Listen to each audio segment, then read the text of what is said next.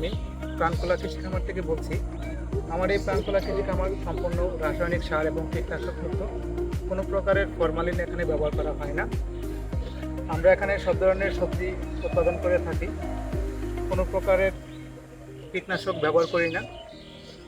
যারা আমরা এই ধরনের খাবার সবসময় খেয়ে থাকি, দীর্ঘ 5 বছর যাবৎ এই প্রাণকলা কৃষি খামারের খাবার উৎপাদন করা হয়, সম্পূর্ণ নিরাপদ খাবার।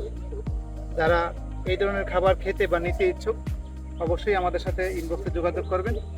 আমরা এই প্রাণকলা কৃষি খামারের সমস্ত খাবারগুলো আমাদের নিজেদের চাহিদার জন্য আমরা পরিপূর্ণভাবে তৈরি করে খাচ্ছি।